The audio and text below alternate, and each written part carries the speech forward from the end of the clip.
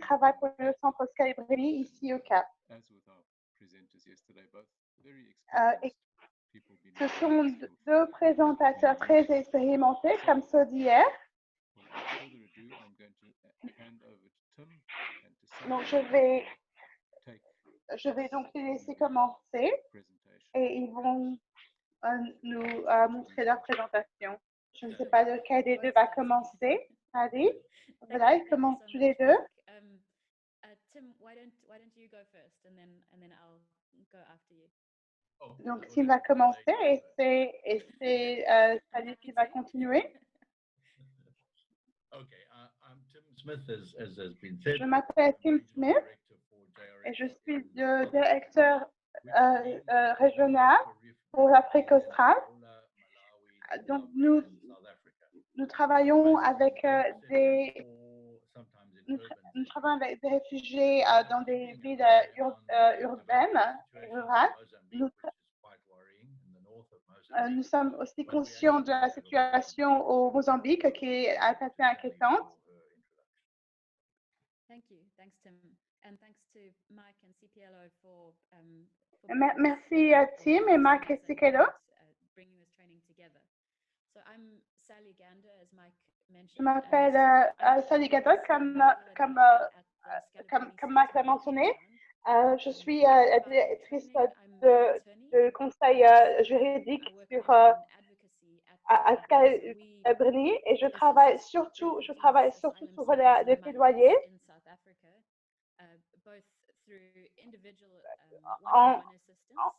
Surtout avec les migrants d'Afrique australe.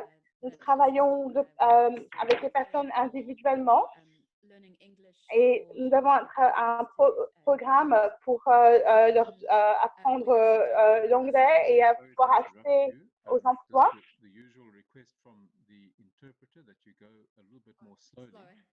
Thank you. Thanks But for also, the reminder. good idea if kind of at the end of each sentence you just take a conscious pause and then it allows time for catch up. Okay. C'était une texte de ralentir pour que l'interprétation puisse se faire en français. Donc nous faisons des prosécutions et gardons une relation avec le Parlement et d'autres groupes de plaidoyer pour les associations qui travaillent avec les réfugiés et les demandeurs d'asile en Afrique du Sud et en Afrique australe. Tim et moi, nous sommes ravis de pouvoir vous parler plus des besoins de plaidoyer des migrants. Et je vais donc vous donner une vue d'ensemble de comment nous avons subdivisé notre présentation. Il y aura quelques diapositives de ma part et quelques-unes aussi de Tim.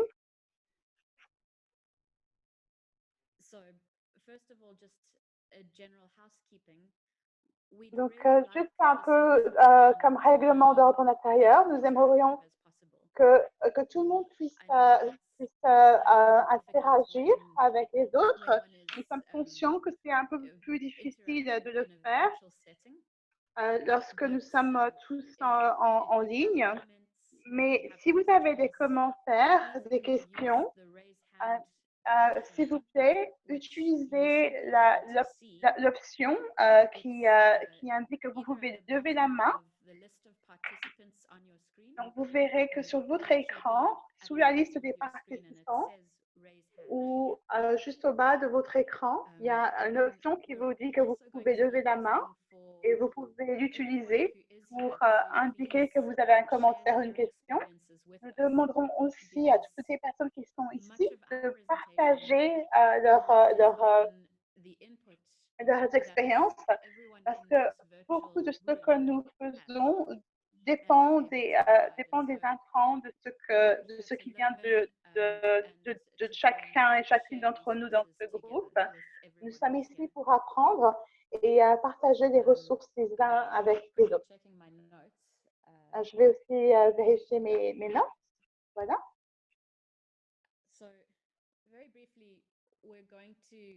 Donc, très brièvement, Nous allons discuter des besoins des migrants et des demandeurs d'asile qui sont donc à différence dans le contexte des plaidoyers. Quels sont les besoins et comment pouvons-nous les aider, comment devons-nous réagir? Donc, comment réagir, comment défendre leurs droits et quels sont les défis, les défis des personnes qui ne sont pas de réfugiés et des migrants, mais aussi de ceux qui défendent leurs droits et leurs besoins.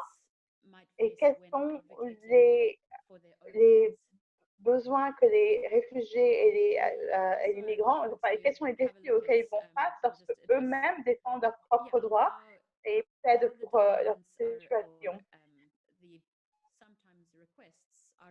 Et comment est-ce que les demandes ou leurs besoins sont écoutés? Quel est le public? Quels sont les groupes et les personnes à toucher lorsque nous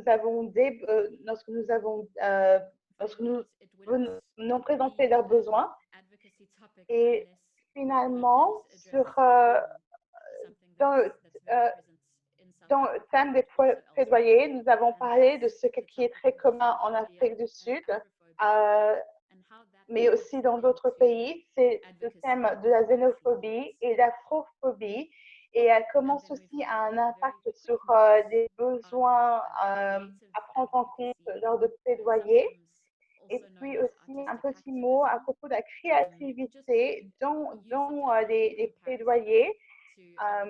Donc, il y a aussi une forme de militantisme créatif qui peut prendre une forme différente. Donc, je vais maintenant demander à Tim de continuer. Je te remercie, Sally, et je vous remercie tous de participer. Donc, pour commencer, je voudrais demander qu'on se concentre sur les besoins des migrants et des réfugiés.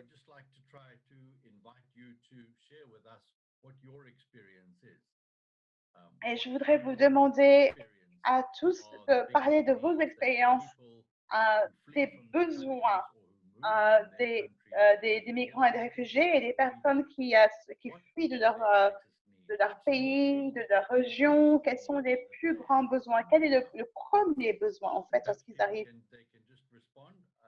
Est-ce que vous pouvez...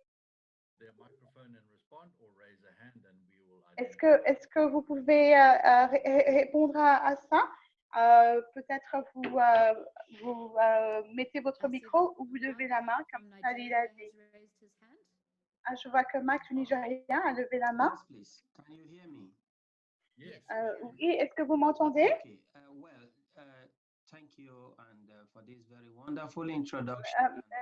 Merci pour cette introduction qui était très bonne et qui nous permet à tous de participer. Donc, je sais que la nourriture est très importante. C'est un besoin très... donc, même si vous avez besoin d'un abri, vous aurez d'abord besoin de nourriture avant de commencer. Donc, ces deux choses-là vont ensemble, la nourriture et un abri. Mais je pense que la nourriture est le premier élément. Merci Marc, parce que ceci est un des besoins, fait partie des besoins physiques et physiologiques dont les migrants auront besoin. Je pense que les réfugiés et les migrants, d'abord, ils quittent leur pays parce qu'ils ne sont pas en sécurité dans leur propre pays. Et donc, la première chose qu'il faut assurer, c'est la sécurité. Oui, d'accord, la sécurité, bien sûr. C'était un des premiers points que nous avons mis sur notre propre liste. Et selon notre expérience à nous, ça c'est vraiment la première chose qui vient à l'esprit de la personne. L'interprète demande qu'on parle plus lentement. Donc, nous allons parler de la protection, de la sécurité, de la nourriture, d'un abri. Si vous pouvez commencer. Merci beaucoup. Merci beaucoup pour ce sujet. Donc, dans mon expérience à moi, lorsque je suis avec des réfugiés, c'est que la première chose que les personnes veulent, c'est que quelqu'un puisse écouter leur histoire, que quelqu'un comprenne leur situation. Avant de pouvoir les assister, il faut d'abord que je puisse les écouter parce que beaucoup d'entre eux sont passés par des expériences très traumatisantes. Certains ont perdu leur famille, ont perdu leur maison, ont tout perdu et se retrouvent dans un nouvel endroit. Et ces personnes ont besoin de pouvoir se confier en quelqu'un. Oui, merci, c'est très important. Donc, une écoute, une personne qui peut être présente, pouvoir les écouter, les entendre, savoir ce qui s'est passé dans leur vie. C'est un besoin très important. Et voilà, cela accompagne aussi le besoin de sécurité et d'abri. Y a-t-il une autre personne? Maybe we can give some hints. Yes. Okay. Alors, nous pouvons peut-être donner quelques indices. So there's one on the screen. I'm gonna go for another one. Donc, il y en a un sur l'écran et je vais partager un autre. Voilà, nous en avons indiqué deux sur l'écran.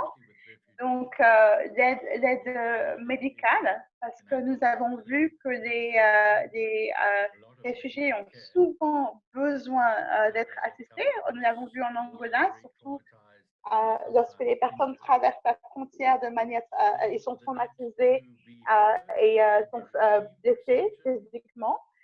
Aussi, bien sûr, être écouté, entendu, être accepté, reçu, et de besoin d'obtenir des papiers. Nous discuterons de ça encore plus tard et de qui est la personne qui remplit chacun de ces besoins. Donc, certains ont besoin, donc, on mentionnait les besoins physiologiques et les abris. Y a-t-il d'autres besoins que vous pouvez identifier? Donc, Luc, je vous remercie encore une fois.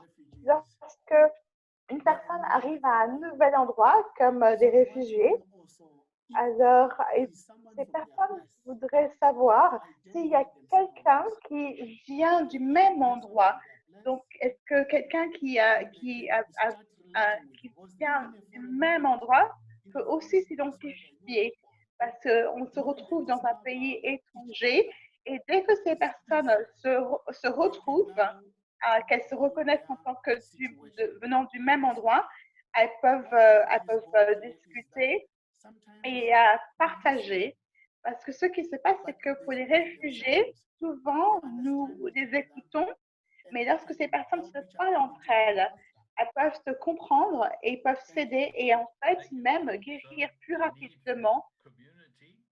Donc voici le besoin de communauté et aussi le besoin de partager sa culture avec des personnes du même pays. Voilà, nous en avons parlé. Merci. Et pour continuer, et pour continuer, donc si les personnes se déplacent vont à un endroit différent, quels seront les autres besoins? J'aimerais dire que certaines personnes voudraient savoir ce qui se passe, ce qui s'est passé, donc ce qui se passe encore chez eux à la maison, donc des nouvelles de leur foyer, de leur vie, de ce qui se passe chez eux. Voilà, nous n'avons pas inclus cela, mais c'est très important, bien sûr. Donc, des informations sur leur foyer, les membres de leur famille, leur pays d'origine. What about more long-term needs? If you have to stay in a place for a long time and you have children, Et si on parlait des besoins sur le long terme, donc si on doit se retrouver à un endroit pendant une longue période, et si vous avez des enfants, donc là ce sera le besoin pour l'éducation, de gagner de l'argent pour pouvoir se supporter financièrement. Donc, nous avons aussi parlé de ça. Donc, nous avons une liste de 8 ou 9 besoins. Y en a-t-il que vous devriez rajouter? Peut-être qu'on n'a pas tout mentionné selon votre expérience à vous. I think also refugees, besides being a refugee, someone wants to be working. Je pense aussi que pour les réfugiés, il y a des personnes qui veulent travailler, il y a des gens qui veulent avoir des choses à faire. Il y a souvent le fait qu'une personne se sentira mieux et sera plus fière d'elle-même si elle peut travailler et produire quelque chose plutôt que juste recevoir de l'argent. Et je vois que c'est ça, en fait, dans les camps de réfugiés. Les gens tout de suite commencent à travailler, vont dans les villages les plus proches et puis reviennent, mais en fait vont ailleurs pour pouvoir travailler et puis reviennent. Donc oui, Philippe, vous voulez donc rajouter l'emploi et même créer son propre emploi, travailler à son propre compte, parce que beaucoup de réfugiés créent des emplois. Et ceci est en rapport aussi avec la dignité et l'estime de soi. Donc, nous pouvons dire l'emploi, créer son propre emploi et les informations. Donc, maintenant, je vais laisser Sally continuer. Et c'est elle qui va parler de comment défendre et plaider pour remplir les besoins des réfugiés. Merci, Tim. C'est vrai que le dernier point était très important parce que, comme Tim l'a dit, la dignité est liée au besoin de trouver une signification, un objectif pour soi-même. Parce que tout le monde trouve sa voie de manière différente, mais pouvoir produire, pouvoir faire partie de la communauté et pouvoir contribuer à la société, ça c'est souvent une des façons. Et c'est aussi ce que les tribunaux en Afrique du Sud ont dit à propos des réfugiés. Le droit de travailler leur permet de pouvoir mieux continuer. Et nous pouvons continuer aussi à parler d'autres types de besoins, comme faire partie d'une communauté religieuse ou d'autres communautés. Zach, vous avez levé la main.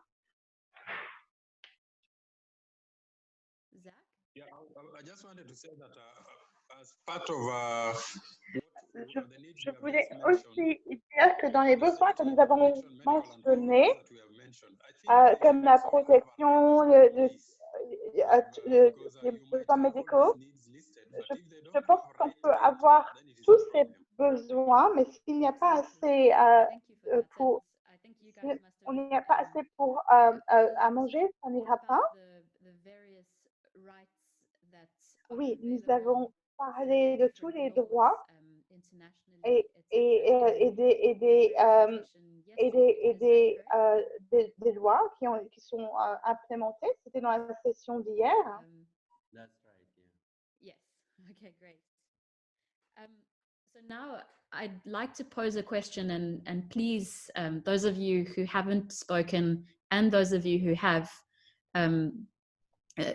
please provide us with some examples from your own experience. Pour les personnes qui n'ont pas encore parlé, mais c'est aussi pour les personnes qui ont parlé, S'il vous plaît, donnez-nous un exemple selon votre propre vécu. Donc, vous avez vu que nous avions une liste et vous nous avez donné encore plus que ce que nous avions écrit.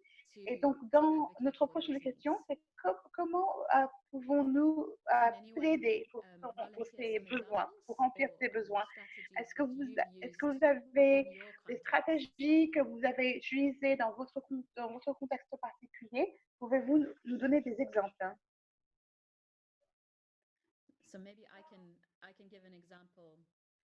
Donc, je peux donner comme exemple. Donc, le travail que je fais, une des stratégies que nous avons mises en pratique, c'est que parfois, il y a, en fait, dans un exemple récent, beaucoup de personnes, c'est pas tout le monde, beaucoup de personnes qui font partie de cette session ont dû vivre une sorte de confinement qui a été imposé par le gouvernement. Et donc, nous avons vu ici qu'en Afrique du Sud, un des impacts du confinement était que les services n'étaient pas donnés aux bureaux dans lesquels les besoins des réfugiés devaient être vus, surtout lorsqu'il s'agit des papiers. Les réfugiés ne pouvaient pas donc renouveler leurs papiers et lorsque les documents ne sont plus en ordre et qu'ils ont expiré, les personnes se retrouvent face à de nouveaux obstacles, comme par exemple ne pas avoir accès à son compte en banque ou l'employeur ne veut plus employer une personne qui n'a pas les papiers valables. Alors, nous avons mis comme stratégie de plaider auprès du ministre de l'Intérieur pour que tous les papiers des demandeurs d'asile soient renouvelés ou que la date n'expire pas et de le faire et que les gens ne doivent pas se déplacer d'un endroit à un autre, surtout sur de longues distances, pour devoir renouveler leur papier parce que devoir se déplacer pouvait mettre les personnes à risque du virus. Donc, une façon dont nous pouvons défendre les besoins des personnes, c'est à propos de leur papier et à partir à partir du moment où on a les bons papiers, on peut ouvrir la porte aux autres besoins pour pouvoir remplir les autres besoins des personnes.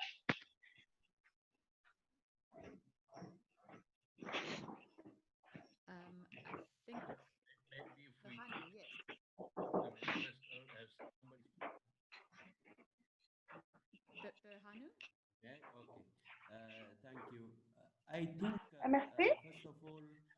Je pense que, premièrement, tous ces besoins, nous ne pouvons pas prétendre que ces besoins sont remplis par la société civile ou le gouvernement.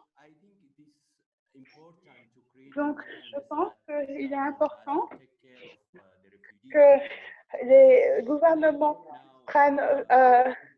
que les gouvernements s'occupent des réfugiés et des demandeurs d'asile.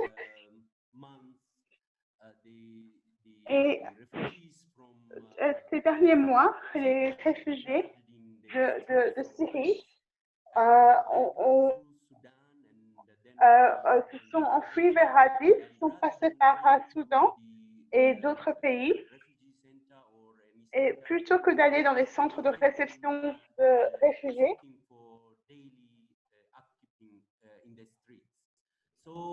Et donc, la société civile a réagi de manière négative parce qu'ils ne sont pas allés au bureau de réception des réfugiés et donc a réagi négativement de pourquoi ils avaient besoin de mendier dans la rue. Et donc, les médias sont aussi intervenus, ont parlé de la situation et les gens ont commencé à discuter de leurs besoins. Donc, je pense que avoir une voix pour ceux qui n'ont pas, ceux qui ne peuvent pas s'exprimer est très important. Merci beaucoup.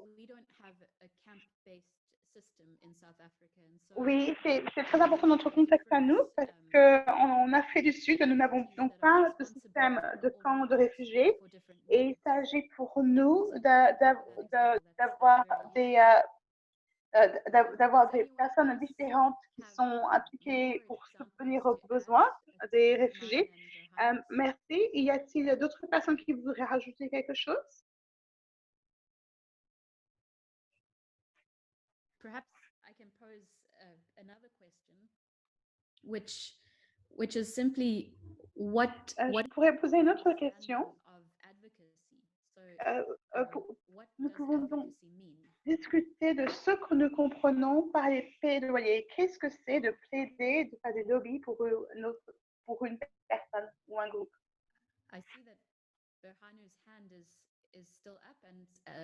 Je vois que Hanu a levé la main, mais Marc, tu as levé la main?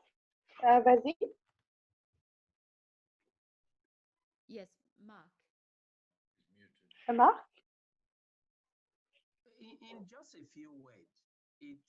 Donc, en quelques mots, les plaidoyers, c'est à propos, en fait, c'est un processus de médiation. C'est aussi un processus qui permet d'agir pour d'autres personnes qui sont donc moins privilégiées, moins favorisées, et de parler il s'agit donc d'un groupe ou d'une personne qui essaye de parler, de s'exprimer pour d'autres personnes. C'est une façon de voir les plaidoyers. Merci, c'est un très bon résumé. Donc, ce que vous dites, c'est qu'il s'agit d'un groupe et que ce groupe peut être vulnérable. Et le rôle de plaider pour ce groupe est d'identifier les besoins de ces personnes, peut-être, et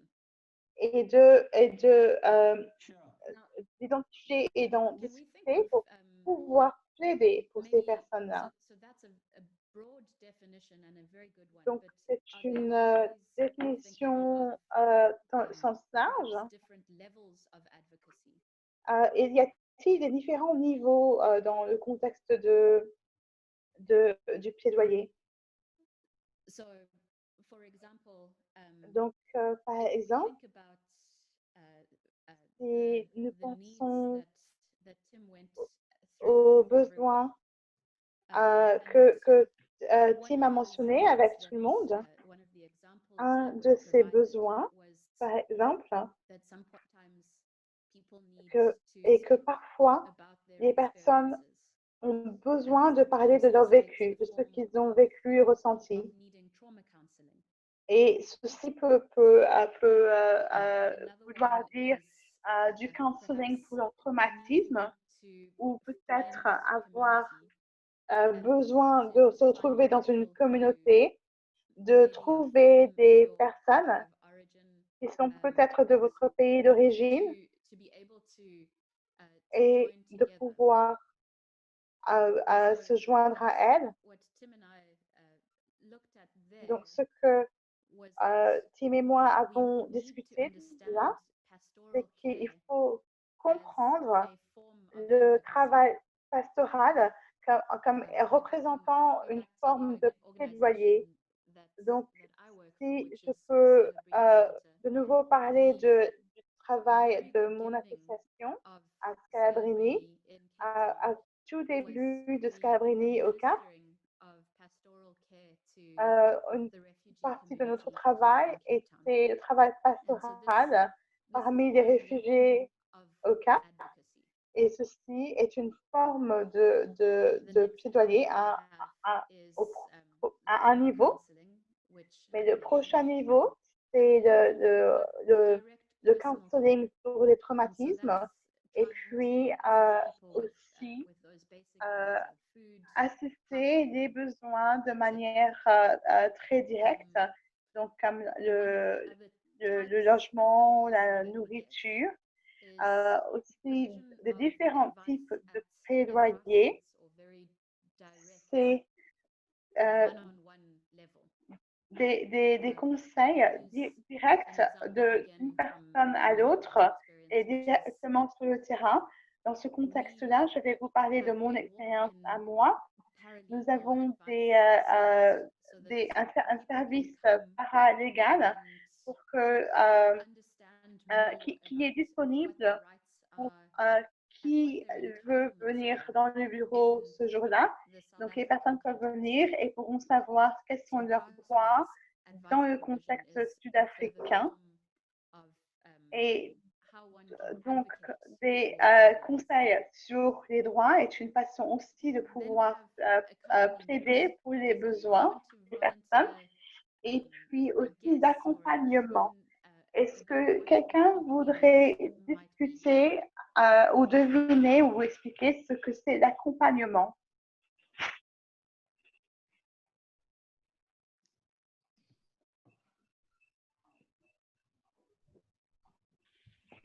No guesses there. Non, personne ne veut le dire.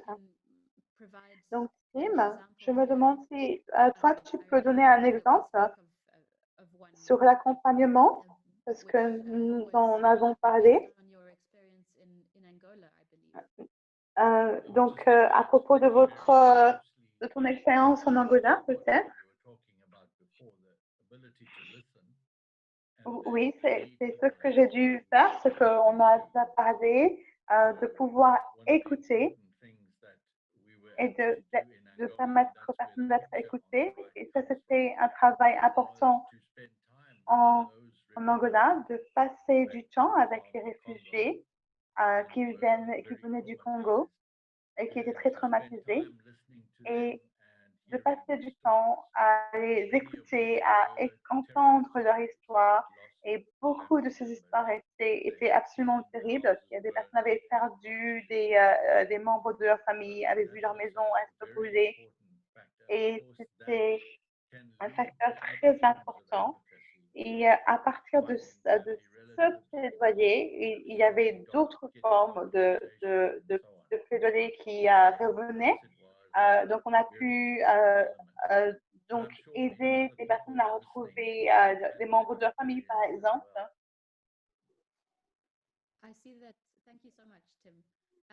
Merci beaucoup, Tim. Je vois que Onoman a levé la main.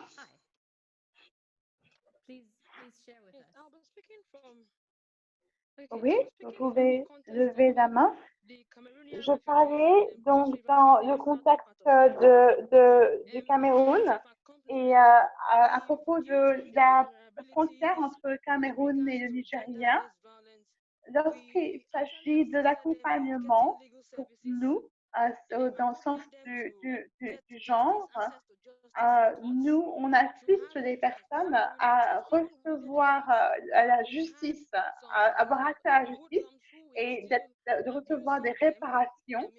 Mais nous avons vu que les abus continuent et que leurs droits fondamentaux sont toujours bafoués.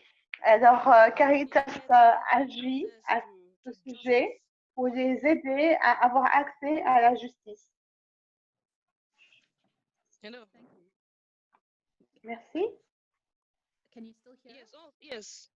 Oui, vous pouvez toujours nous entendre? Yes, we can. Est-ce Please que vous carry pouvez on. m'entendre? Okay. And also, even Oui, the continuez. children who came into Donc, Nigeria, we les also enfants assisted them qui in sont getting arrivés their au Nigeria, certificates, on les a aussi registration with aidés à the être, National Commission, à recevoir des recorded certificats de naissance, à être nationality inscrits sur le and registre de la population, à obtenir la nationalité. So Et those are some of aussi, the nous avons fait la même chose avec the ceux dans accompaniment les we ran camps. for the refugees in southern Nigeria and cross Donc, ce sont des formes d'accompagnement que nous avons effectuées pour les réfugiés dans le sud Fantastic. du And I think Nigeria. those are Merci. incredibly powerful examples. Merci, Justine. Je pense que ce sont des Especially when we exemples consider très, the long-term, très importants, positive surtout lorsque impacts. nous For sommes example, conscients the de reduction l'impact of positif sur something le like long terme, statelessness as a result comme par of exemple la accompanying people in réduction order de to get l'état birth d'être registration apatride documentation. et aussi And d'accompagner it also la speaks personne to the way that à obtenir as des someone certificats de in the naissance advocacy space, et aussi we en tant can que use personne qui fait our partie own des power and plaidoyers, privilege. nous pouvons Perhaps utiliser notre it's propre pouvoir privilege related et to nos the privilèges fact that aussi, we have parce our que documentation and le we are fait que citizens. nous avons nos Perhaps documents, que it's nous soyons des power citoyens, and privilege related to where we work and le how pouvoir personnel peut être lié à l'endroit où nous patients' travaillons, needs par exemple, and et ensure nous accurate aider à mettre interventions. en So lumière Mark, you ces mentioned points-là earlier. sur Mark, les your interventions qui sont microphone is on. nécessaires. Do you want to add Je vois anything que more? le micro Sorry. No problem. de Marc est So ouvert, the next mais one est-ce que that I have here, and je it's vérifie the s'il veut first continuer à example parler? that I used Bon, was letter le writing. prochain exemple And que this je is voudrais utiliser, c'est for me, écrire des lettres. it's formal letter Parce writing que to persons pour in moi, position of power who are able écrire to des lettres à des personnes qui sont dans des this type of positions letter de pouvoir, writing dans une position de would be pouvoir, to permet the de government. les faire Perhaps changer, sometimes it would also des lettres au include gouvernement. writing to an Et cela peut international aussi organization inclure like the écrire UNHCR. à des organismes Depend internationaux on tels country que le HCR, par exemple. context. Ça dépendra de Then, votre pays. as a lawyer, I have to Et en mention tant this one, qu'avocate, je dois which aussi is the use of mentionner legal advocacy. que And so le there's plaidoyer légal, donc those dans le sens de la types of justice, advocacy that are listed here, parce qu'il y a d'autres façons de plaider. when they haven't Mais been successful or the intervention has not lorsque les autres interventions n'ont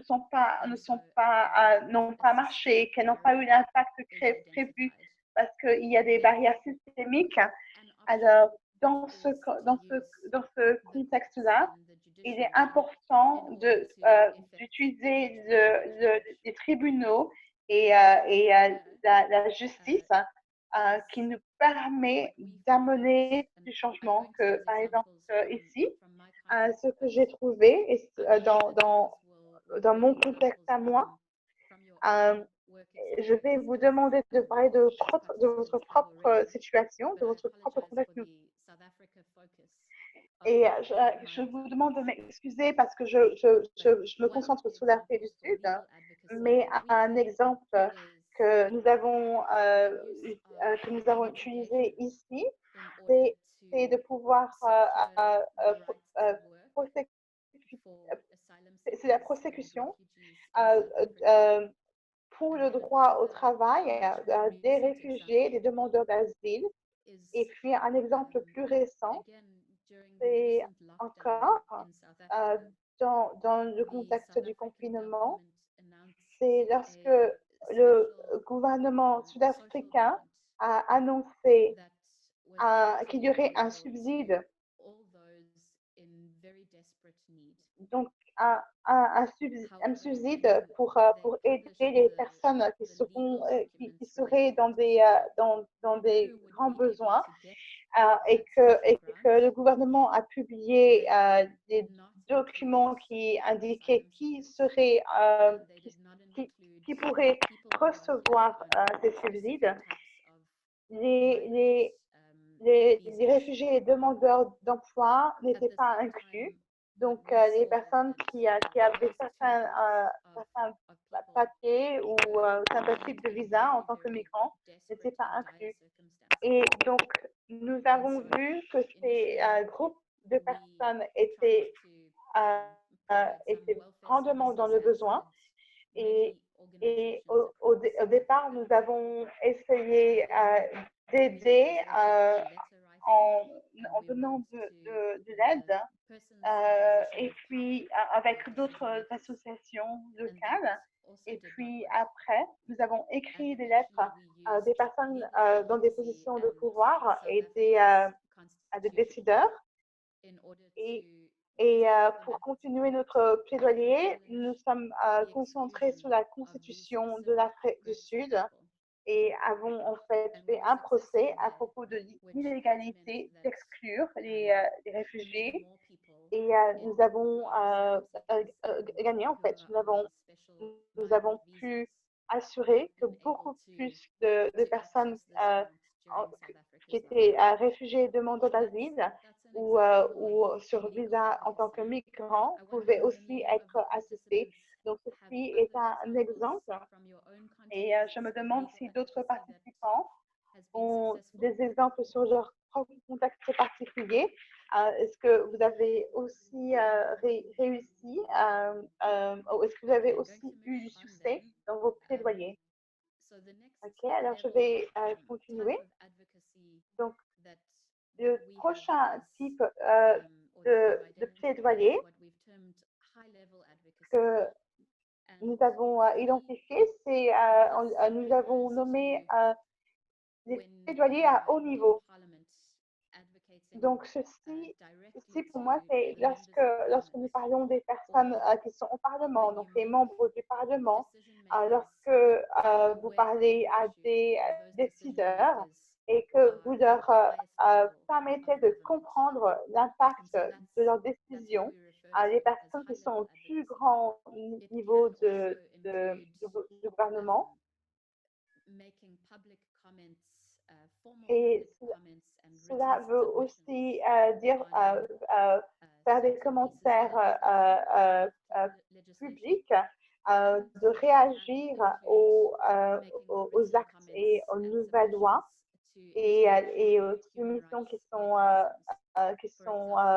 demandées, et surtout de contacter les groupes des droits humains comme les Nations Unies, les commissions sur les droits humains. Voilà, c'est une autre forme de plaidoyer. Oui, vas-y.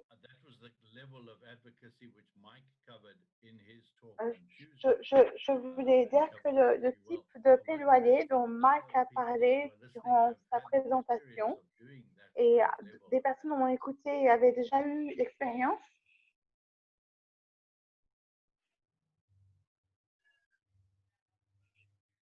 I don't see any hands raised. Je ne vois plus de mains levées. Donc, je vais maintenant parler d'une autre chose d'un autre élément que Marc avait discuté. Donc, la communication et la communication dans les plaidoyers. Et ceux-ci ne sont pas des termes qui sont formels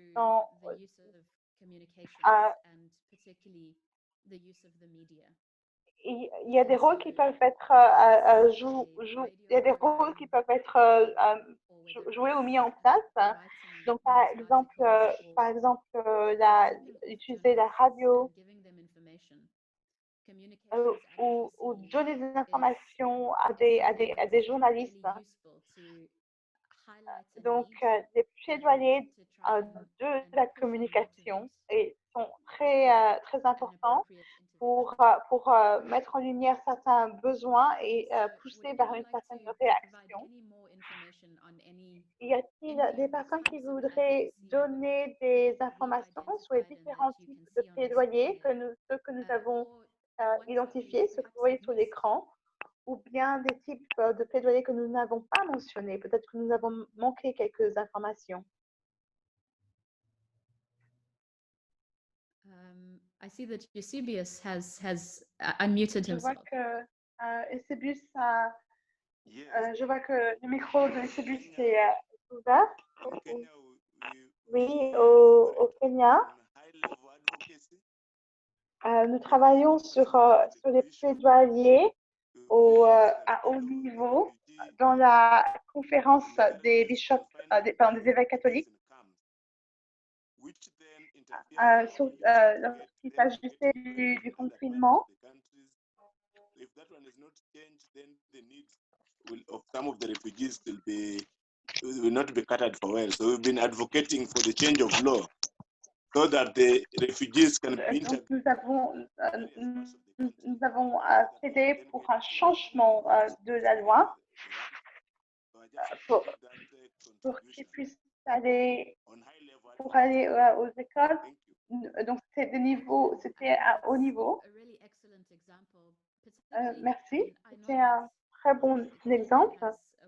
Donc, je sais que, par exemple, la constitution du Kenya est très bonne et la façon de mettre en place les droits et donc aussi d'utiliser les plaidoyers à haut niveau comme un instrument. Pourrions-nous entendre d'autres exemples des participants, peut-être ce que vous pourriez partager?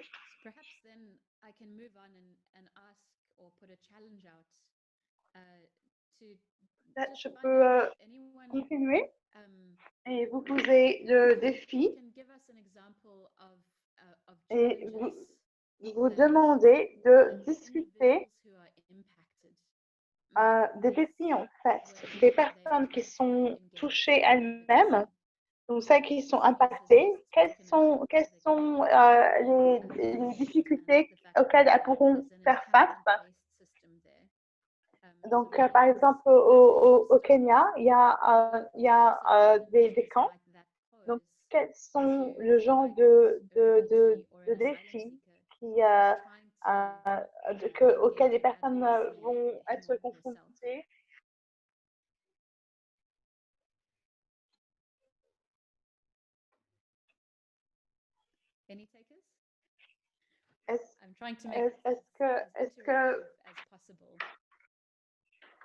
Je voudrais que l'on puisse discuter tous ensemble, interagir ensemble. Donc à propos des réfugiés, des migrants, des demandeurs d'asile.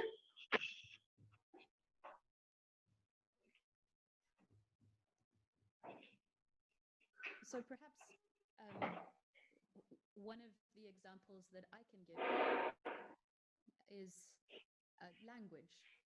Donc peut-être qu'un des exemples que je pourrais donner, c'est celui de. Sometimes there are language barriers that make it difficult for someone. Parfois, il y a des barrières au niveau de la langue qui fait une différence. Et voilà, donc c'est une barrière et ça empêche la personne de pouvoir vraiment discuter et plaider. Et quels sont les autres exemples que vous avez vus dans votre expérience à vous? Just simply the knowledge of various advocacy routes and knowledge of, for example, how the country context. Donc, je vais donner comme exemple ou plutôt un indice, c'est en fait la connaissance des différentes formes de plaidoyer et et aussi des façons de plaider. Donc, si quand vous êtes de la Somalie et vous allez au Kenya, ce sont des pays très différents, des contextes différents. et ou par exemple le Cameroun et le Nigeria. Lorsque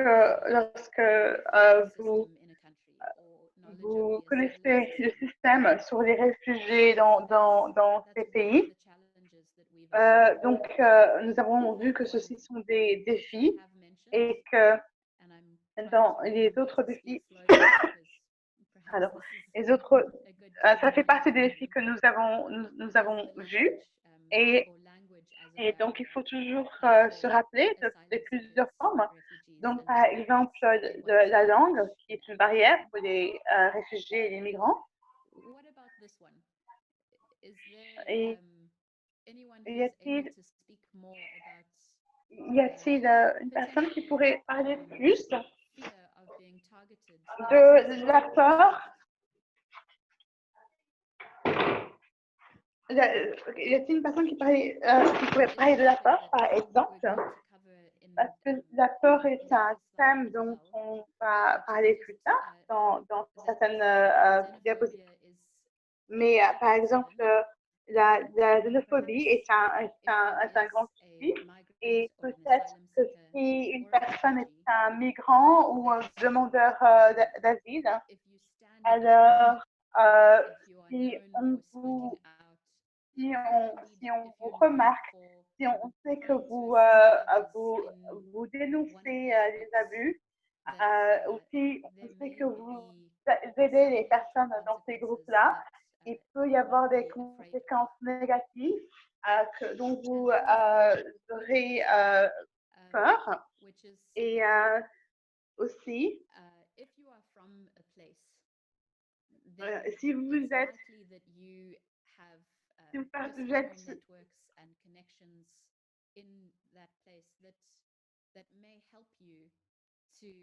be able to advocate for si vous êtes d'un certain endroit et vous pouvez parfois défendre les droits des personnes ou aider, c'est parfois plus facile en étant dans un endroit différent. Et aussi, le capital social est important.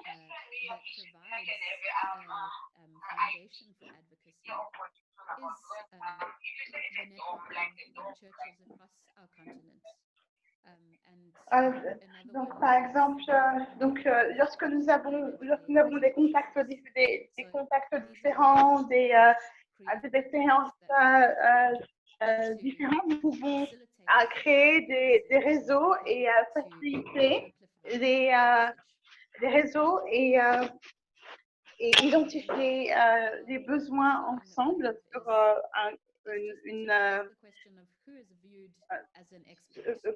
dans un contexte plus large. Et aussi, la prochaine question que je voudrais demander, c'est qui sont les experts lorsqu'il y a des barrières de la langue et des personnes sont ciblées. Et lorsque des personnes n'ont pas de capital social,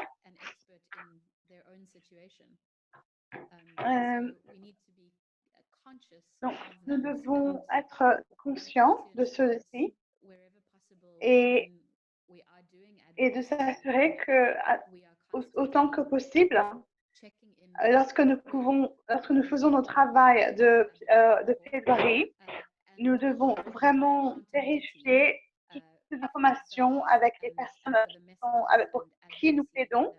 Nous devons pouvoir leur rendre des comptes.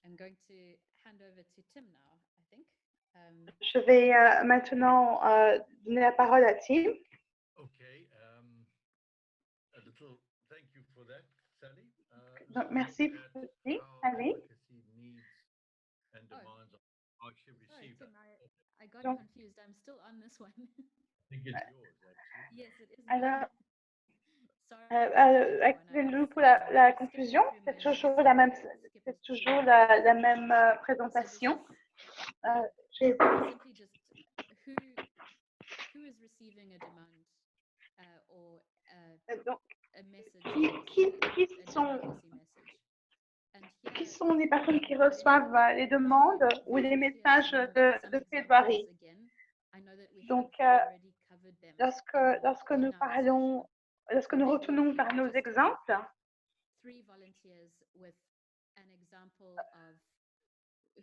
lorsque nous retournons vers nos exemples, ou bien est-ce que nous pouvons avoir des personnes qui peuvent être bénévoles et nous dire qui sont nos cibles lorsque nous faisons des plaidoyers, vers qui est-ce que nous nous tournons? Donc, peut-être que je peux proposer le nom de Marc parce que je pense que tu avais un exemple. Y a-t-il des exemples de qui seraient les personnes que nous ciblons, vers qui nous nous tournons pour les plaidoyers?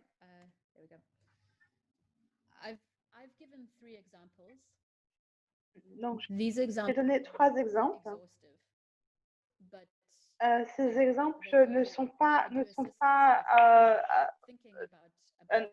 une liste complète, mais ceci nous aide à réfléchir, à penser.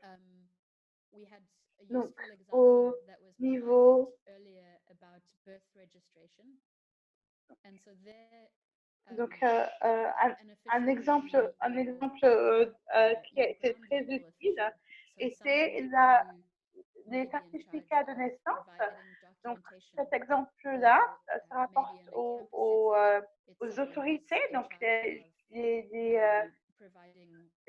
autorités, mais qui sont carrément sur le terrain, par exemple dans un camp, des personnes qui sont chargées des services, de fournir les services dans le camp.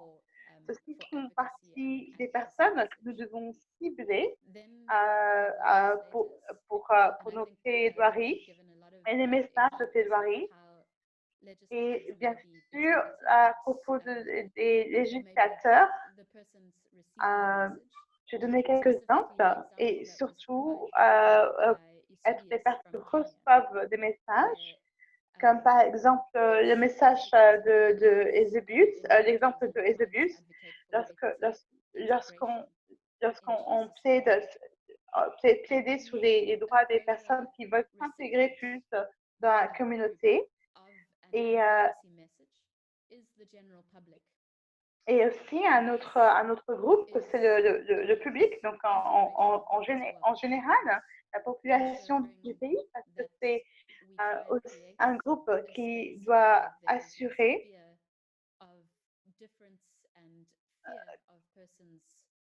que la différence ou les peurs vis-à-vis des personnes qui essaient de s'intégrer ne soient pas ressenties comme ça, parce que c'est possible de les accueillir. Donc, par exemple, en Éthiopie, où c'était le public, les législateurs et les autorités étaient tous les groupes ciblés pour les plaidoiries et les demandes. Et voilà, donc maintenant, je voudrais passer la main à Tim. Mais en fait, Sally, on a posé la question sans y répondre. Donc, peut-être que vous pourriez nous donner un exemple, même au Kenya. Lorsque vous avez travaillé dans des plaidoiries, comment est-ce que vos efforts ont été soutenus? Comment ont-ils été reçus?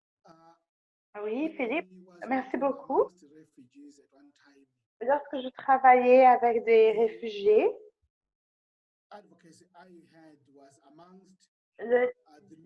mes plaidoiries étaient parmi les fermiers locaux et des églises locales.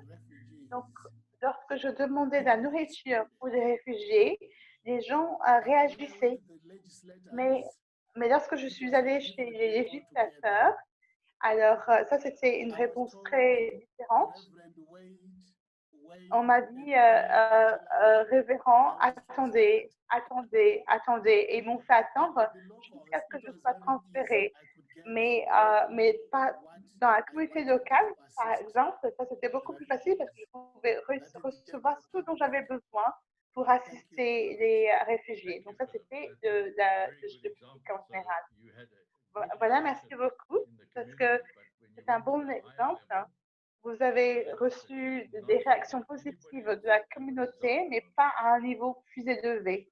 Y a-t-il d'autres exemples que vous aimeriez partager?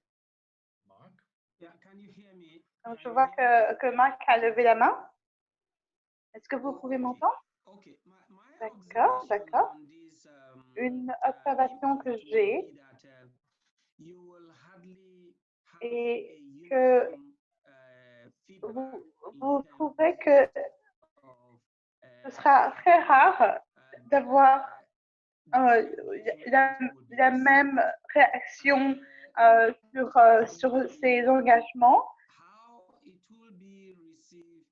Donc, la façon dont vos efforts seront reçus sera déterminée par l'intérêt des personnes concernées, donc le public, les législateurs et les autorités gouvernementales dans chaque situation, ces personnes vont chercher leur propre avantage. Et donc, vous remarquerez que c'est à propos du moment et aussi à propos de qui sont les réfugiés et les migrants. Donc, parfois, il y a certains facteurs. Donc, parfois, les personnes réagissent de manière plus empathique et ça peut être des philanthropies, des personnes qui sont généreuses et qui donnent. C'est plus facile pour eux de réagir lorsque c'est l'Église qui demande, par exemple.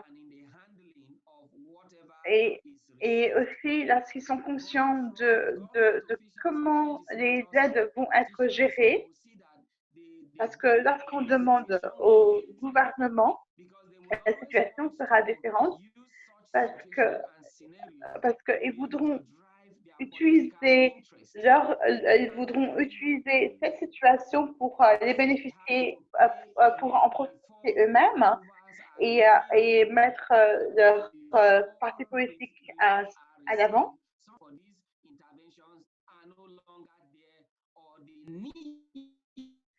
Et je suis désolée, la communication n'est pas bonne pour l'instant à cause du Wi-Fi. Donc, ce que vous dites, c'est qu'il y a une question de contexte et que la réaction va toujours dépendre de la situation et des acteurs et qui reçoit l'information et qui est censé réagir. Donc, j'ai une question pour Mike. Donc, vous avez dit que c'est la situation qui dépend du contexte. Donc, une question que j'ai pour vous et pour personne d'autre. Comment devrions-nous structurer ou mettre en place les demandes de plaidoyer selon qui est concerné, selon qui doit réagir? Quelle technique devons-nous mettre en place pour aider selon notre cible? Donc, nous devons identifier des stratégies différentes. Donc, le travail pastoral, par exemple, pour les législateurs. Et puis, voilà, vous regardez le contexte. Et le contexte est très important. Donc, votre structure,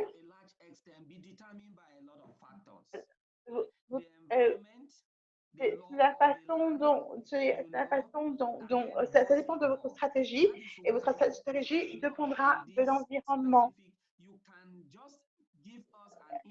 Et il y a des fois où nous ne pourrons pas,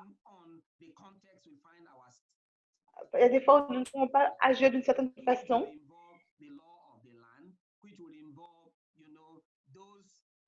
Refugees or migrants involved because our continent or our et nous devrons tenir difficult to adopt a very specific approach on advocacy in this context. Hence, we do not all belong to one particular unique entity. Absolutely. And perhaps a further context specific thing that will impact on advocacy is timing, and by timing I mean not only kind of the timing of a request, but also the timing in respect of broader issues at play. So, for example, is it wise to make advocacy requests when elections are around the corner, or when there is a different type of natural disaster in parts of the country? I think that sometimes we have to think about the timing of our requests, but we also have to weigh that up with the urgency of the situation and the urgency of the need. Sorry, Tim, I jumped in when I was handing over to you. Can I hand over to you now? No, that's fine. That was very interesting. And I like the point that Mark made about, how complex it is to advocate because of all the different factors that are at play, especially with politicians who have their own agendas and I'm sorry to interrupt you. Sorry to interrupt him. We've lost our French interpreter. She was disconnected for a second, so we just have to. She's back with us. We just need to designate her again, Megan, as the interpreter. Sure. Take us half a minute.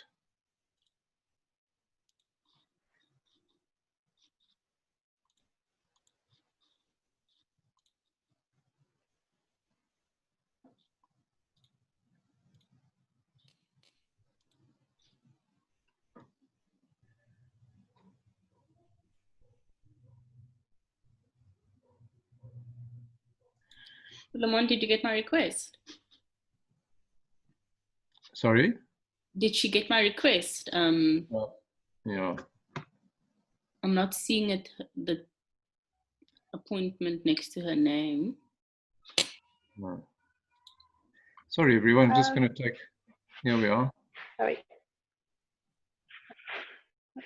My apologies. The connection wasn't good for a few minutes. Okay.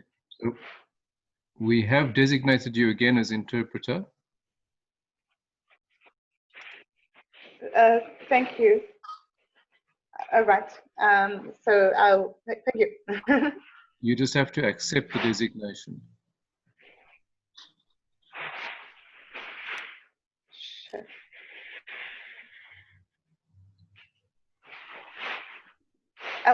Earlier, I didn't accept the designation, so it should have worked now. Can Megan go into the... Megan, are you in the French? Hello? Solomon?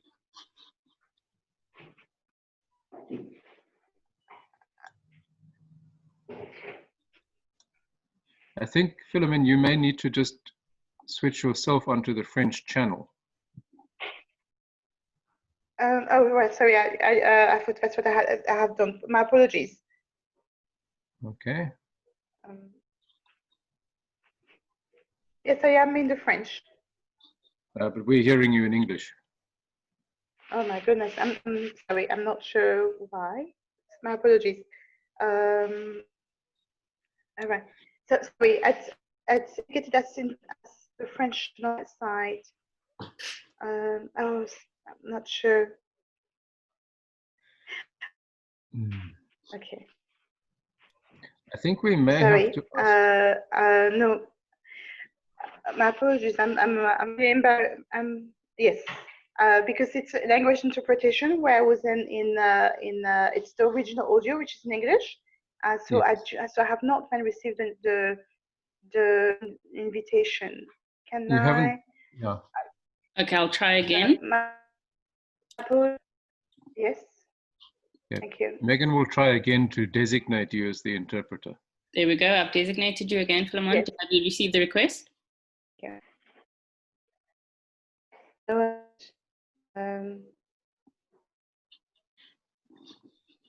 Unfortunately, I'm not sure why.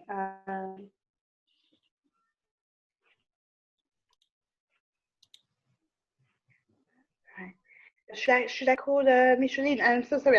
We can put that in the chat. We can put. I can make an outside call to you, Megan, and I can ask Micheline to come in. Because, très bien, merci. All right. Yes, I'm not an interpreter because I'm not sure why I'm not able to connect again. I'm going to disconnect and then come back in. Okay. So Megan, if you will designate Micheline as the interpreter, then. Yes, sure. Okay. There we go. There we go. Okay. That's fine. And then. Yes. Philip is off. Oh, okay. So we'll You'll come back again. As the interpreter then. Thanks. Sorry, Tim and Sally. Sorry for the interruption. I think we're good to go. Okay. So thank you for the discussion on that. Merci pour la discussion. C'était vraiment très intéressant. Quelqu'un d'autre a une expérience comment le plaidoyer a été reçu dans leur pays ou bien ce n'était pas bien reçu dans leur pays? No. Personne? Okay. All right. Let's move on to the next subject then. On va aller le sujet qui suit. We can have the next slide, Sally. Thank you. Si on peut voir le... We should deal very briefly. On pensait parler du sujet. C'est un sujet qui est très important ici en Afrique du Sud, mais ça peut ne pas être important dans votre pays. Bon, on a parlé de ça le mardi. Il y a quelqu'un de Zimbabwe qui avait dit que ce n'est pas vraiment un problème en Zimbabwe et dans d'autres pays. Quelle est votre expérience que vous avez? Avez-vous des problèmes? La relation entre les réfugiés, les migrants et les citoyens du pays, dans votre pays? Vous avez eu des problèmes où les gens ont eu des résistances pour que les gens viennent? Quelqu'un peut nous donner l'exemple de l'expérience de leur pays? Si on peut parler de ça.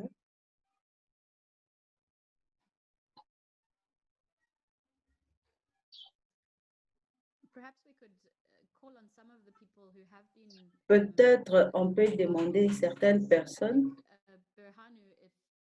Berhanu, si tu es encore là, mais je ne vois pas le nom de Berhanu.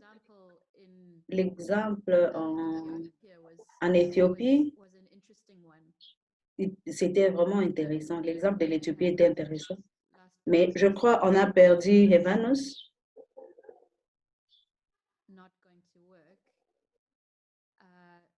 Peut-être que ça ne va pas marcher. Yeah, hello. Amen, hello. Yes, I was speaking from Nigeria. Je parle à partir du Nigeria. We have not really had hostility. Au Nigeria, on n'a pas eu de problème de xénophobie. Ce que nous avons, c'est la communauté locale qui demande qu'il y ait de assistance égale en rapport avec les bénéficiaires, qu'on puisse être égal. On peut les accommoder et leur donner quelques pourcentages de support dans la communauté pour qu'ils ne puissent pas perturber quelques activités dans des camps. Ça, c'est l'expérience que nous avons. Ça, ce sont des exemples que nous avons quand nous travaillons avec les déplacés. Merci. Nous avons appris récemment qu'il y a eu des troubles en Ouganda. Il y avait des problèmes entre les réfugiés et les citoyens du pays. Et on sait que l'Ouganda reçoit beaucoup de réfugiés. Il y avait une bonne relation, mais récemment, il y a eu des problèmes. John, tu as quelque chose à dire?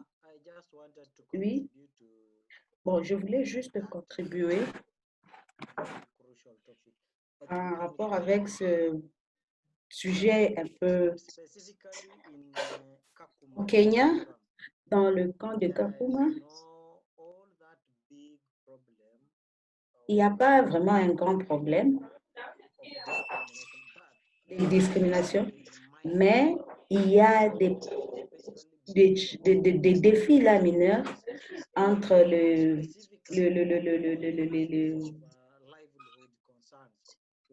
entre les réfugiés et les citoyens du pays. De fois, la communauté se sent que les réfugiés, il y a beaucoup plus d'attention aux réfugiés qu'aux citoyens du pays. Et la communauté, quand ils ont des problèmes de sécheresse ou bien d'évasion, il n'y a pas la nourriture, il n'y a pas de l'eau, mais les réfugiés ont en train de réjouir de ce service. Eux, ils trouvent que le gouvernement, ils prennent soin des réfugiés au lieu de prendre soin de la population. Il y a un plan qui a été développé où la population locale doit être prise en charge en termes de... pour qu'ils puissent commencer leur petit commerce quand ils ont des formations, dans des formations de menuiserie ou d'autres formations. On leur donne de l'argent pour qu'ils puissent commencer. Il y a des groupes, par exemple, le groupe de femmes, le groupe de jeunes, pour qu'ils puissent commencer leur petit commerce et puis ils vont s'entraider mutuellement.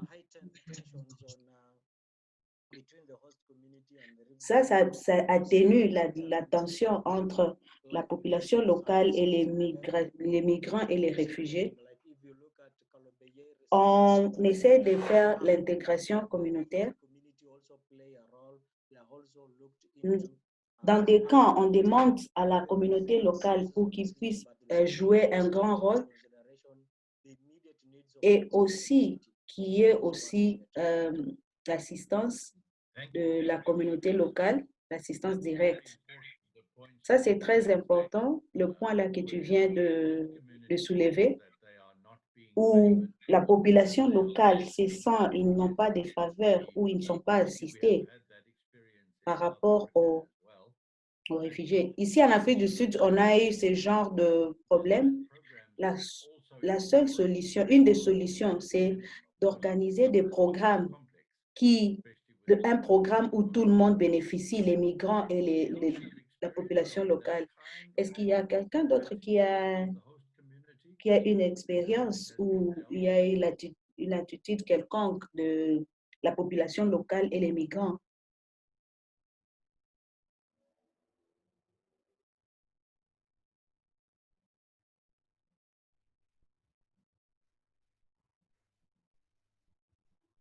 Okay, let's move on then. We've looked at le point suivant.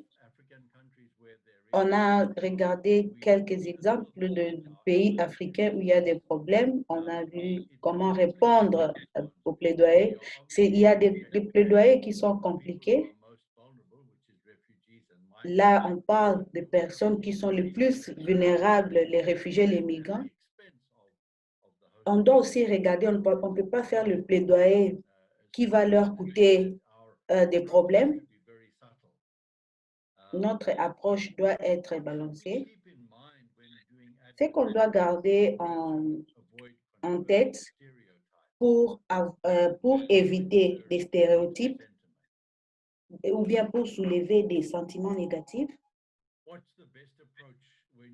Quelle est l'approche, la meilleure approche quand on fait le plaidoyer au nom de gens qui viennent dans votre pays et ils n'ont pas beaucoup de choses?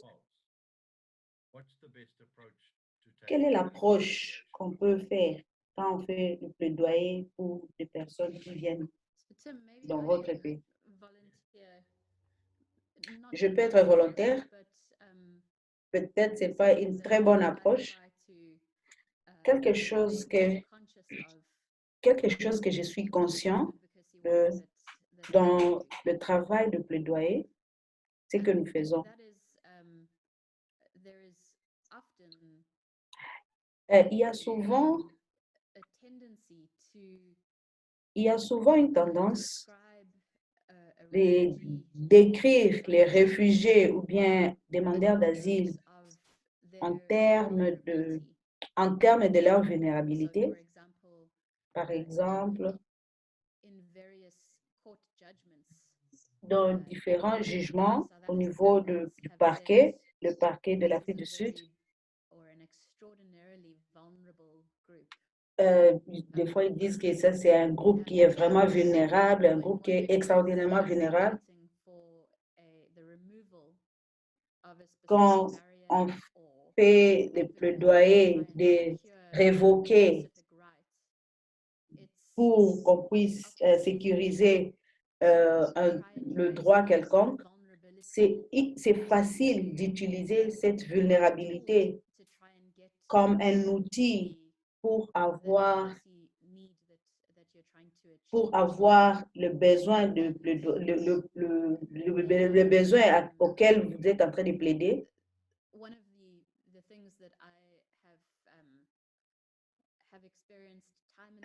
Une des choses que j'ai eu de l'expérience souvent, c'est le travail direct que nous faisons avec les demandeurs d'asile et les réfugiés. C'est exactement comment les gens sont résilients.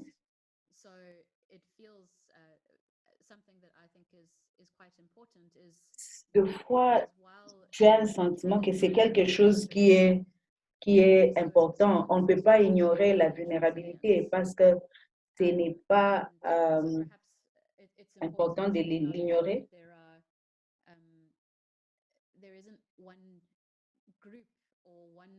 Il y a un groupe ou une identité ou bien une description qui peut utiliser. On doit reconnaître la complexité de l'individualité de membres, le membre du groupe de migrants ou des demandeurs d'asile.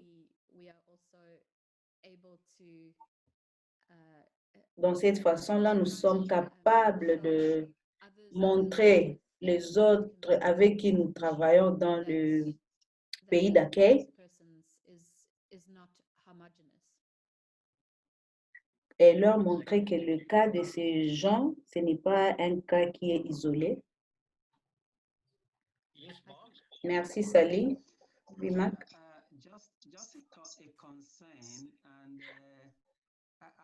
Juste un petit souci. Je crois que je suis privilégiée et les autres dans cette plateforme,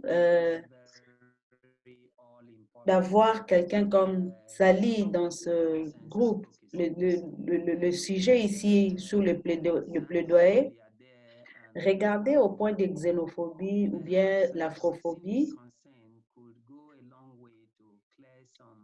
Je peux soulever ces sujets et ça peut créer des justifications de l'effort qu'on a déjà fait en tant que les gens humanitaires ou bien les activistes. Sally, dans ton introduction, que tu es assistance légale, je voulais demander le problème ici de xénophobie, qui est un sujet vraiment qui est vraiment pertinent au niveau du Nigeria, qui se passe en Afrique du Sud et la plupart des pays d'Afrique qui sont vraiment, ils ont des soucis. Je n'entends plus ce qu'il est en train de dire. Il est entrecoupé, s'il vous plaît.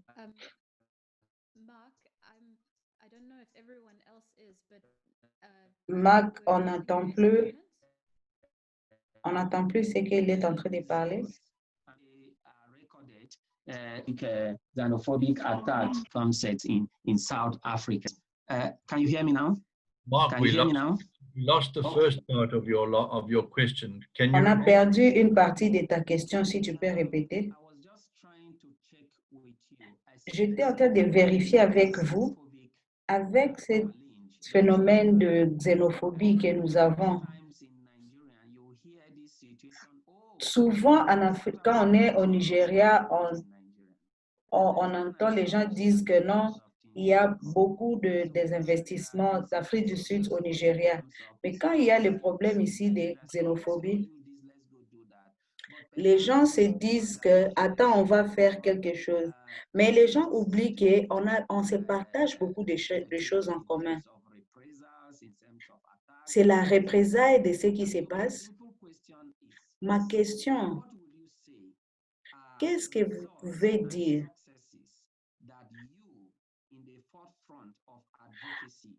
quels sont les résultats que vous avez aboutis, vous qui êtes au devant, pour adresser le problème ici de la xénophobie? Qu'est-ce que vous pouvez nous dire que vous avez fait qui a vraiment réussi?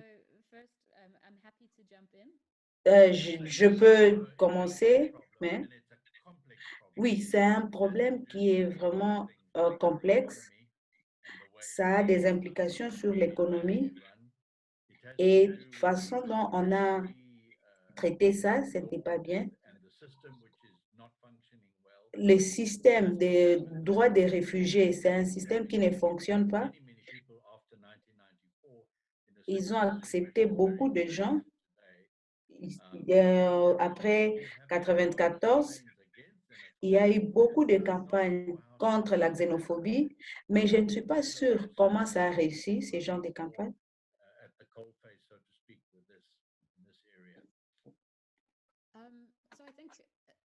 Je pense qu'il y a différents niveaux de répondre. Si le premier, si on retourne encore au début de la présentation, le besoin immédiat de personnes, ça peut inclure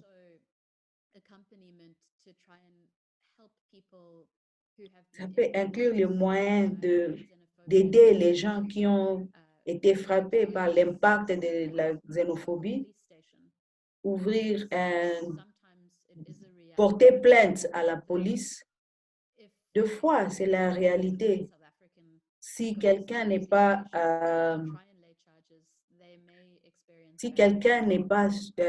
national et quand il porte plainte, ce n'est pas vraiment considéré. Mais au même moment,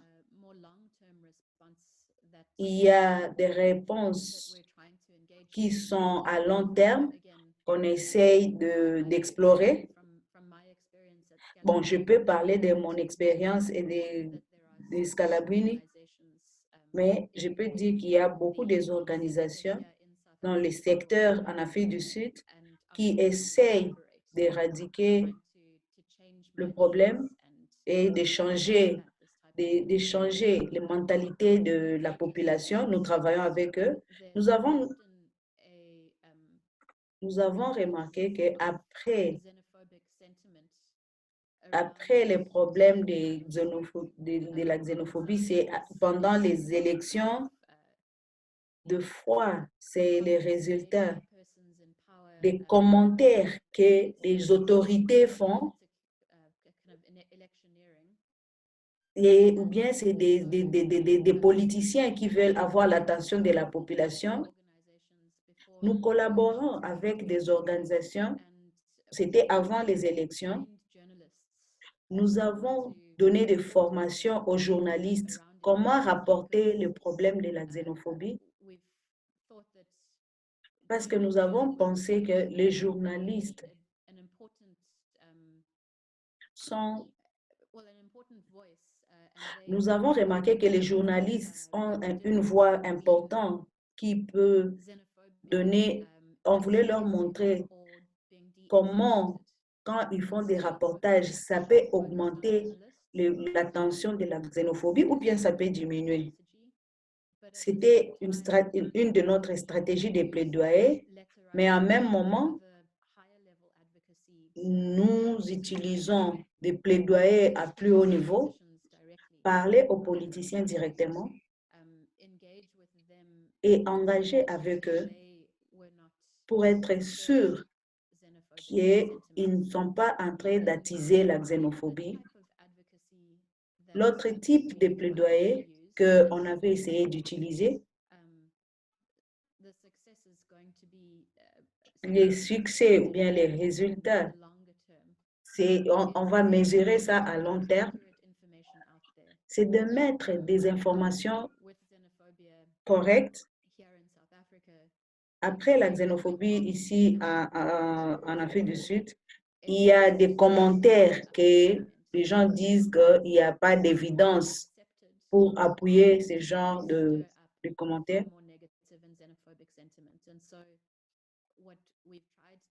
Ce qu'on avait essayé de faire, c'est souligner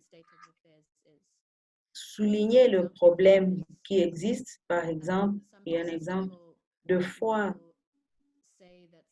les gens vont dire que l'Afrique du Sud, les gens disent que l'Afrique du Sud est dirigée par des étrangers. Les gens disent que les étrangers prennent nos travail. Les étrangers sont responsables de des crimes au haut niveau, des activités de criminalité. On voulait avoir des chiffres corrects des citoyens du pays ou bien des Sud-Africains ou bien des étrangers qui sont en Afrique du Sud pour démontrer que la peur que les gens ont pour dire que c'est les étrangers qui roulent le pays, ce n'est pas basé à ce genre d'informations, mais on n'a pas de nombre correct des demandeurs d'asile. Des années passées, il y avait un article qui avait dit qu'il y a des millions de demandeurs d'asile, mais le 1er janvier de ce pays, le Parlement avait demandé au département du ministère de l'Intérieur et on a trouvé que c'est 108 000 demandeurs d'asile. Et ils ont donné l'excuse qu'il y a d'autres qui ne sont pas enregistrés au ministère de l'Intérieur, mais ça, ce n'est pas une excuse. On a essayé de donner les politiciens publics en général et les médias pour leur donner des informations qui sont correctes pour qu'ils ne puissent pas donner des informations fausses.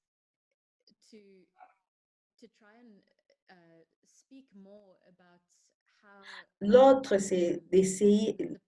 méthode, c'est d'essayer de parler de positif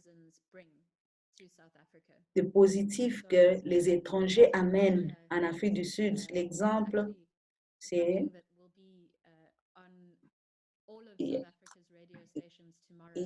il y a quelque chose qui va se passer demain dans des différentes stations de radio.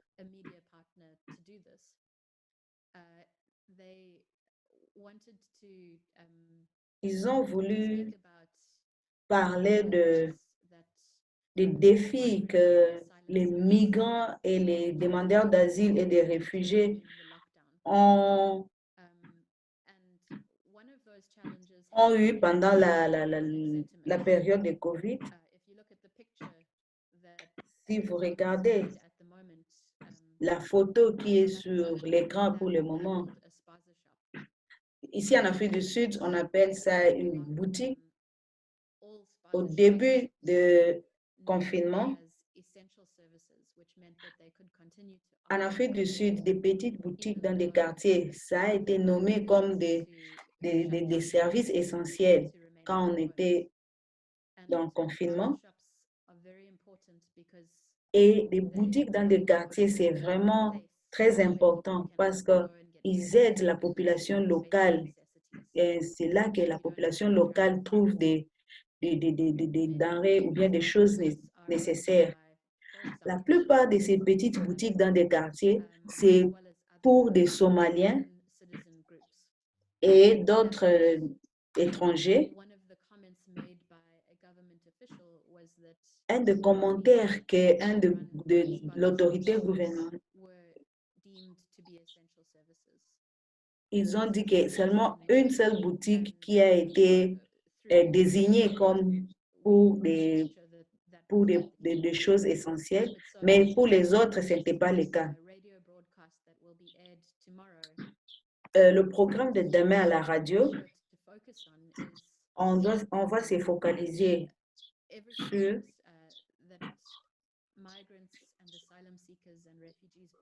les migrants et les demandeurs d'asile, ceux qu'ils amènent en Afrique du Sud, être sud-africains,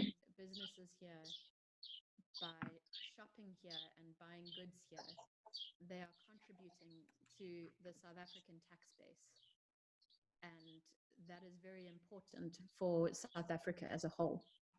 So those are some, it's a much longer conversation, but those are some of the techniques and strategies and pieces of information that we've tried to highlight in our work.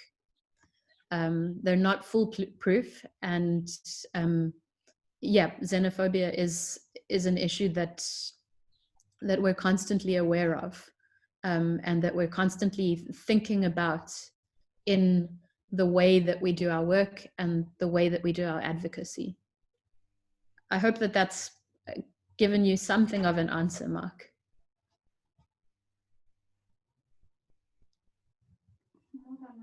More than an answer, great feedback. And I am sure a lot of us out there have benefited from your response and feedback. Thank you, Sally. Thank you, Smith. Okay, thank you. I think we'll close up this discussion now. I think the whole question of xenophobia and Afrophobia, of course, is bigger than us, because it's a huge issue in Europe and in other parts of the world at the moment. You may have seen on the news last night that the European countries have entered into a new agreement whereby they will agree to accept a certain number of refugees on the condition that they send a certain number of migrants home. It's a very complicated agreement, but that was made yesterday. So that all speaks to the xenophobia that exists in our world as a whole. But I think that's subject for another day. So I'm going to hand back to Sally to wrap up the discussion. Sure. Maybe just one kind of further answer to that third point in this slide is just to keep in mind what I mentioned earlier, is that we're not speaking about a homogenous group, and that applies to asylum seekers and refugees and migrants, and it also applies to citizens. And so to always try and think of the individual and bring out individual voices and narratives and amplify them is very important. So just to finish up, we've got a note on creative advocacy. And so it's not formal advocacy.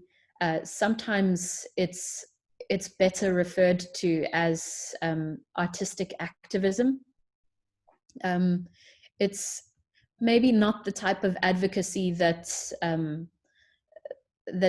one is used to, and there's definitely a very specific time and place, and also a specific type of organization or actor who would engage in this type of advocacy. And so I want to just first speak about the pictures that you see in front of you, and then I'll go to the questions that I've posed on the side there. So Scalabrini Center has for a long time been engaged in litigation against the Department of Home Affairs because of a decision that department took. Depuis un certain moment, Scalabrini est en litige avec le ministère des Affaires intérieures à propos du service de réception des réfugiés et le fait qu'ils avaient prévu de le fermer et l'impact de la décision de fermer ce bureau ferait que le bureau le plus proche serait à une très grande distance. Et donc, vous pouvez voir aussi des pancartes qui indiquent que les autres bureaux sont à une grande distance. Nous avons gagné le litige et la Cour suprême a dit a obligé le ministère de l'Intérieur de réouvrir le bureau. Le bureau aurait dû être ouvert à la fin du mois de mars 2018, mais il y a eu des problèmes d'implémentation de la décision du tribunal. Une des décisions prises au Cap, c'était que nous avions décidé de concentrer l'attention des médias sur la décision qui n'avait donc pas été implémentée. Et il y a eu plusieurs réunions devant les bureaux où les gens venaient pour renouveler leur papier et pouvoir ouvrir le bureau permettait aux gens de venir renouveler leur papier. Mais ce qui se passe actuellement, c'est que le ministère de l'Intérieur refuse de prendre des nouvelles demandes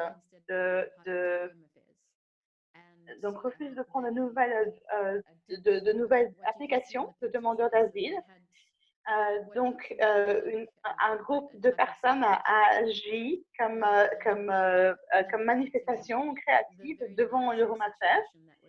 Et au lieu de travailler dans cette manifestation de manière négative, ils ont manifesté de manière positive et créative comme une sorte de célébration.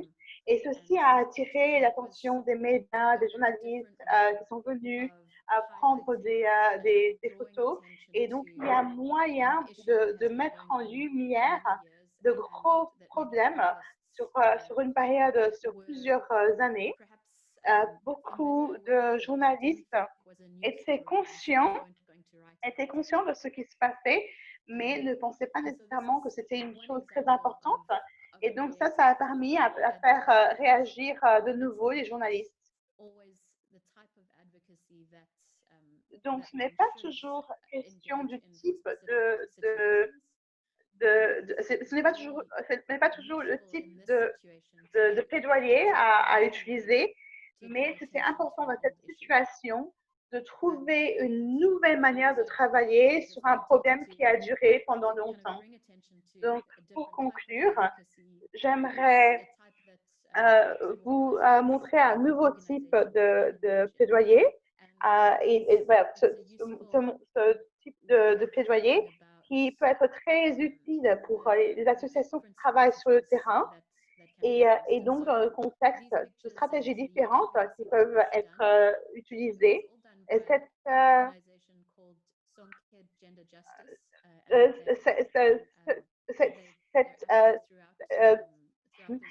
exemple maintenant, c'est celui d'une association qui s'appelle Sankey Gender Justice. Et Et ils travaillent sur plusieurs pays de la région. Et Sonke était venu nous proposer ce genre de manifestation. Je voudrais maintenant aussi vous montrer le commentaire du père Peter John. Il nous demande donc de regarder le site web qui s'appelle XenoWatch, donc surveiller la xénophobie. C'est un site web qui rapporte les cas de xénophobie en Afrique du Sud et qui réagit déjà avant que les incidents se passent. Donc, lorsque des messages sont distribués sur WhatsApp ou sur Twitter, ils appellent la police locale.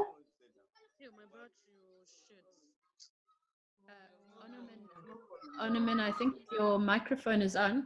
There. Yeah, so XenoWatch is a very good resource. L'association XenoWatch est une bonne ressource. Donc voilà, ceci était un point sur les plaidoyers créatifs. Et donc dernièrement, j'aimerais remercier tout le monde qui a participé, qui a interagi. Merci, c'était merveilleux de discuter, de collaborer avec vous. Et si certains d'entre vous ont des questions, des commentaires, n'hésitez pas.